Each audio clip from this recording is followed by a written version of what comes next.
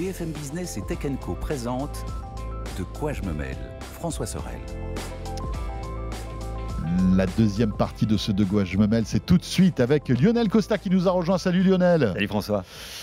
Monsieur Labofnac, vous le savez, qui vient régulièrement nous rendre visite. La porte du studio t'est toujours ouverte, mon cher Lionel. Je viens avec plaisir, vraiment. Et dans un instant, tu vas nous aider à choisir notre appareil photo. Et quand tu m'as proposé ce sujet, c'est vrai on va tout vous raconter. Hein. Je disais, attends Lionel, vraiment, les appareils photo. Et tu m'as dit que c'était un segment qui n'était pas mort. Non, ça existe encore. Ça existe encore, des appareils photo. Et d'autant qu'il y a bientôt le salon de la photo. Oui. Donc c'est voilà, une pierre deux coups. Et tu vas nous raconter tout ça. Mais auparavant, un mot quand même sur l'actualité Fnac, qui est quand même assez riche actuellement, avec le baromètre SAV que vous venez de publier, qui est très intéressant parce que, effectivement, comme beaucoup de distributeurs, vous vous intéressez beaucoup à l'environnement. Aujourd'hui, vous vendez des produits, mais l'idée aussi, c'est de voir combien de temps on va pouvoir garder ces produits. Et donc, vous avez sorti ce baromètre qui a un peu un indice de réparabilité, c'est ça, de durabilité des produits. Voilà, c'est un score de durabilité. C'est le 7e qu'on sort. Hein. C'est depuis 2018 en fait que Fnac Darty veut vraiment informer le client. En fait, c'est pour ça que j'en parle aussi avec toi là. C'est qu'on est dans cette idée d'informer le client sur tous les éléments qui peuvent les aider à mieux consommer et à bien acheter. Et en plus, le petit truc qu'on peut dire, c'est toutes ces statistiques de quels sont les produits qui tombent en panne, etc., on aurait très bien pu le garder secret ou le garder entre nous, ou on fait ça en termes de discussion, de conversation qu'on a avec les marques exclusivement. Mais nous, dans l'intérêt du client, en fait, on se dit, on veut informer le client de quels sont les produits qui sont les plus durables. Et durable, tu parlais de réparabilité. Et bien justement, la durabilité, c'est l'agrégation de la fiabilité, est-ce qu'il tombe en panne, et de la réparabilité, est-ce qu'il est réparable. Donc effectivement, depuis 7 baromètres maintenant, on affiche le score pour indiquer cette information à tous les clients. C'est intéressant comme résultat. Il y a des marques qui sont mises en avant et d'autres moins. Ouais. C'est ça qui est étonnant. Hein. Exactement. Il y a des gagnants et des perdants dans cette histoire-là. Oui. Politiquement, ça ne doit pas être facile à gérer cette histoire quand même. Hein. Moi, je suis habitué à ce oui, au rapport labo, de tu es force. habitué à ça, c'est vrai. C'est un truc, on sait. Il faut du courage pour se lancer dans cette aventure-là quand même. J'aurais pas parié que le groupe allait faire ça. Franchement, c'est un super beau pari et c'est un pari qui en plus tient ses promesses parce que si on regarde la tendance globale, les produits, en fait, les marques améliorent de plus en plus la réparabilité de leurs produits. Oui. Comme c'est naturel, chaque fabricant veut être le top 1, le top 2, il veut être vraiment dans les meilleurs. Et s'il n'est pas visible, il veut améliorer ses produits. Et en fait, ça marche, ça. C'est vraiment dans cette idée-là. Et après, c'est vrai que c'est très hétérogène. On pourrait se dire que certains produits un peu pas chers, etc., sont pas réparables. Donc, on les met à la poubelle et on est tous contents parce que ça fait renouveler le marché, les gens rachètent. Mais pas du tout. Nous, ça ne nous va pas du tout. Quand les gens viennent acheter dans le magasin, on ne veut pas les revoir toutes les 2 semaines ou tous les 6 mois. Bien sûr, parce qu'ils vont associer l'idée de j'ai acheté là ce produit, il est tombé en panne, je vais acheter ailleurs. Donc c'est aussi un enjeu de business pour nous, mais c'est vraiment dans une première ambition, c'est celui de satisfaire les clients et que les clients soient contents des produits qu'ils achètent chez nous. Alors, il y a pas mal de catégories, d'univers, hein, appareils photo et drones. Il y a quoi? C'est entretien de la maison, gros électroménager, hygiène et soins, informatique, mobilité urbaine, petit électroménager, le son, aussi les télés, forcément, et la téléphonie. Et pour les gens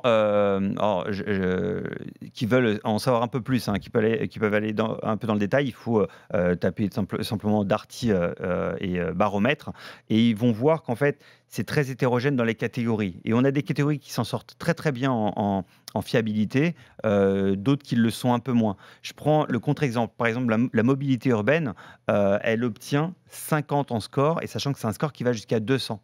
C'est le pire en fait des catégories que nous avons, pour plein de problématiques. Les trottinettes, c'est pas super fiable ou réparable, mais ça tend quand même à essayer de s'améliorer.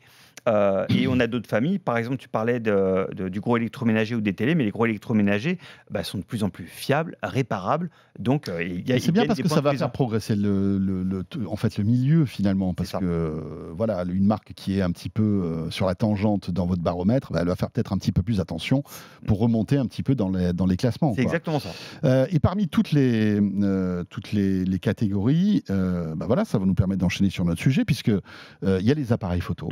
forcément. Et eh bien voilà, le labo Fnac teste des appareils photo. Tu vas nous donner évidemment les meilleurs, la sélection du labo, mais auparavant, ça marche encore, les appareils photo? Parce que c'est vrai que quand tu vois les téléphones qu'on a, les smartphones qui font des photos incroyables qu'on peut partager en un claquement de doigts, avec derrière tout le computer vision qu'il y a, qui font que même quand ta photo est ratée, bah, tu arrives à avoir des trucs sympas. Le marché de la photo existe encore, de l'appareil photo? Je ne vais pas raconter la messe, c'est compliqué. C'est évident que le marché de la photo, appareil photo hybride, compact, etc., c'est vraiment compliqué. Ils ont vendu en 2023 6 millions d'appareils photo hybrides dans le monde. Donc 6 millions, c'est vraiment pas énorme quand tu compares au marché des smartphones, effectivement, qui a complètement cannibalisé ce marché. Tu parlais de marché de niche à un moment donné, et oui, effectivement, c'est vrai que la tendance, elle est plutôt à aller vers des appareils photo extrêmement performants, donc les hybrides, donc des produits qui commencent à peu près à 600 € en fait, dans ces prix-là. Et ça monte évidemment à 4 000 €, 4 500 €.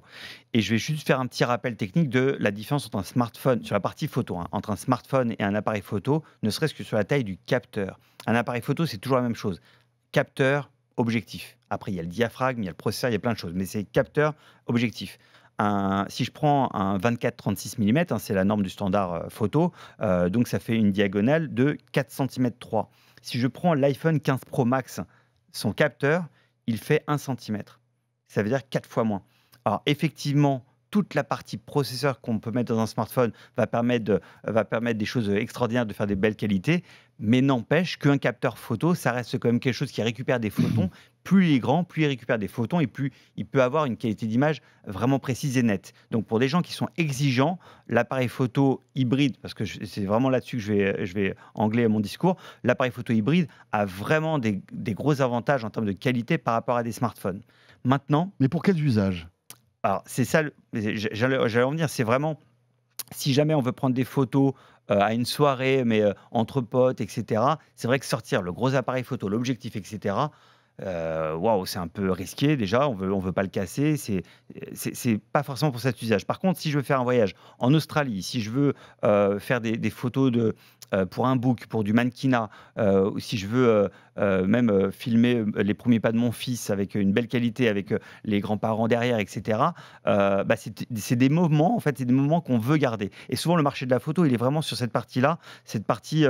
c'est pas artistique, mais c'est vraiment de l'expérientiel, c'est du subjectif, et on veut garder toute la profondeur du contenu qu'on avait. Mais franchement, si tu as un bon smartphone, c'est pas un luxe aujourd'hui? Parce que tu parlais de filmer les moments. Ouais.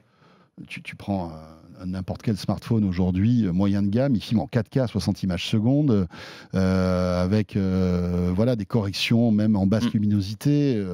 Tu vois, je comprends tes arguments, mais on sent quand même qu'on est un peu... Enfin voilà quoi, c'est compliqué, il faut vraiment être passionné, c'est vraiment un truc pour les passionnés. C'est pour ça que je dis que c'est vraiment en train de venir vers une exigence de qualité extrême. Parce que c'est vrai, tu viens de le dire, tu as des smartphones qui font du 4K 60 images par seconde. Là, le 16 Pro Max, il fait 120 images par seconde en 4K. En mode ralenti, en plus, en mode effectivement. Mais si tu analyses les choses avec une maîtrise plus complète de ta lumière, de ton environnement, de la distorsion, de ta profondeur de champ, tu vas te rendre compte qu'il te faut quand même une certaine optique avec un capteur assez grand. L'astrophotographie, par exemple, beaucoup utilisent leur smartphone sur trépied. Oui, mais on va dire c'est de l'ultra niche et des passionnés. Exactement, c'est vraiment pour des passionnés. Et c'est pour ça que quand tu vas dans des salons de la photo, comme il va y avoir donc du 10 au 13 octobre à Paris-la-Villette, tu vas avoir beaucoup de messages de la part des marques qui vont être sur de l'événement exceptionnel, pas du quotidien. C'est vraiment, on angle là-dessus. Comment choisir? Belle question. Première chose... En 5 minutes, bien sûr. Ouais. Ça aurait été trop simple si on avait plus. Première chose, ce qui est important, c'est de savoir ce qu'on veut en faire. En fait, on ne peut pas aller dans un magasin pour se dire je vais prendre le premier qui vient ou parce que c'est cher, c'est forcément bien pour moi. C'est pas vrai. Ce qui est important, c'est qu'un appareil photo hybride, c'est toujours un boîtier plus un objectif. C'est un couple. Ce couple-là, il n'est pas anodin. Les objectifs, certains font du grand angle, donc des visions de très près, et certains font du téléobjectif, si je veux faire du zoom. Du zoom énorme, Ouais, exactement, pour faire du photo sportif, si je veux prendre mon fils qui Oui, fait ou de la des photo, animaux, etc., enfin, ou des voilà. animaux de loin, on ne peut pas se rapprocher. Donc déjà, qu'est-ce qu'on va en faire? Ça, c'est le premier critère. Ensuite, une fois qu'on a cet usage-là, on a déjà répondu à pas mal de choses. Mais il y a aussi le fait de le prendre en main. Il faut essayer de voir si il ne faut pas qu'il soit trop lourd, ou est-ce qu'il faut qu'il soit compact, est-ce que les fonctionnalités me conviennent, est-ce que je vais le faire en bougeant ou pas, donc est-ce qu'il a un stabilisateur, est-ce qu'il a évidemment un flash intégré. Il y a plein de petites fonctionnalités qu'il faut absolument regarder de manière approfondie. La sélection du labo, Oui. Lionel. C'est vraiment un top produit et comme tu le disais, c'est vraiment fait pour des gens qui cherchent la qualité. On a le premier, c'est le Sony Alpha 7 IV. C'est un best ever, vraiment. Le Sony Alpha 7 IV, qui est que l'objectif FE 20-70. 20-70, ça veut dire qu'il a un zoom qui va de 20 mm à 70 mm, du grand angle au téléobjectif. Il est à 2399 €. Donc on est dans ces prix-là. C'est vraiment quelque chose de qualité. Enfin, il fait consensus en plus vraiment dans le marché de la 5 étoiles chez vous, j'imagine. Alors tous les produits dont je vais parler, c'est 5 étoiles. Exactement. Ensuite, on a le concurrent de Canon, de Sony, c'est Canon. Le Canon EOS R8 avec le RF 24-105. Donc là, pareil, c'est un objectif qui passe du grand angle au téléobjectif. Et lui, il est à 1999 €. Un petit peu moins cher. Un peu moins cher. On est quand même dans ce range-là. Ouais.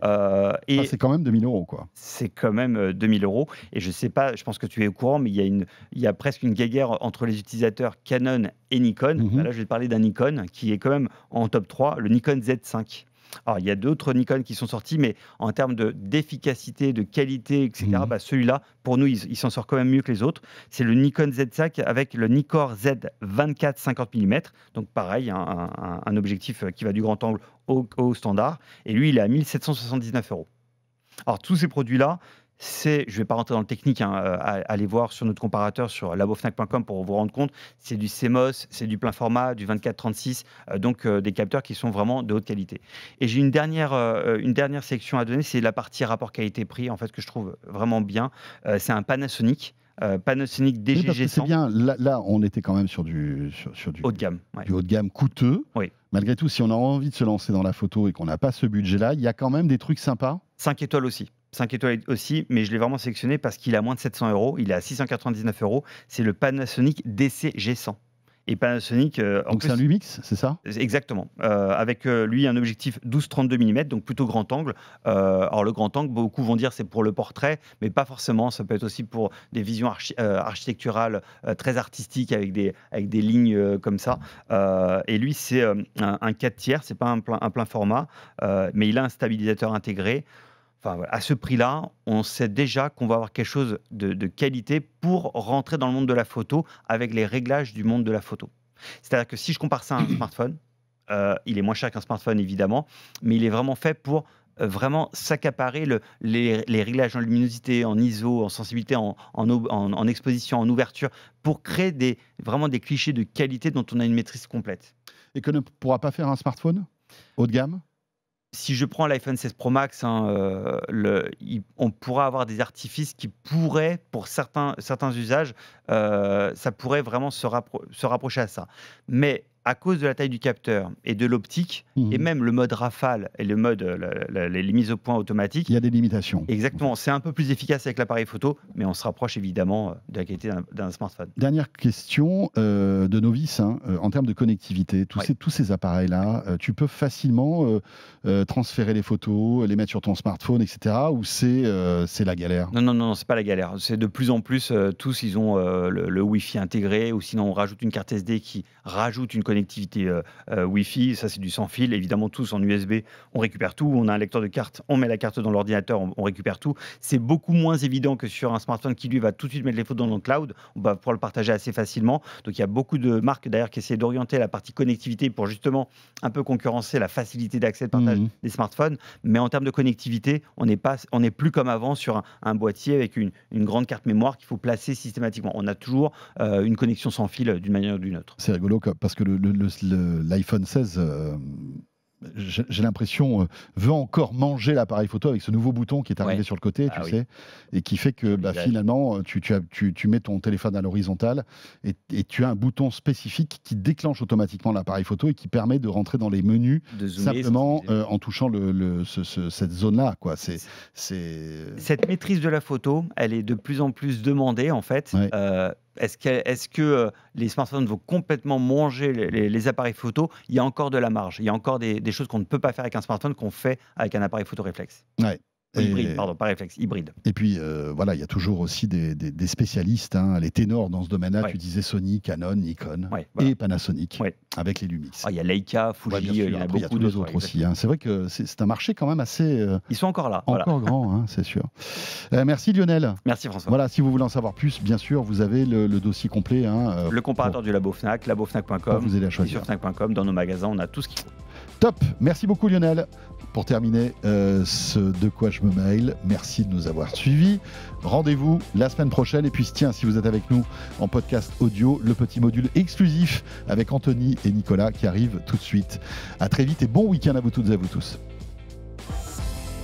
De quoi je me mêle sur BFM Business et Tech & Co.